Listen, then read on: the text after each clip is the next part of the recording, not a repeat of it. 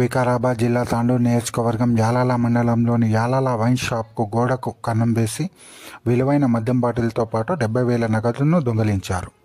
ఇక్కడ సీసీ కెమెరాలో రికార్డ్ అవుతామని ముందుగానే గ్రహించిన దొంగలు సీసీ కెమెరాకు సంబంధించిన హార్డ్ డిస్క్ DVRను ఎత్తుకెళ్లారు. ఉదయం షాపు తెరిచి చూడగా దొంగతనం జరిగిందని గ్రహించిన షాప్ ఓనర్ పోలీసులకు ఫిర్యాదు చేశారు.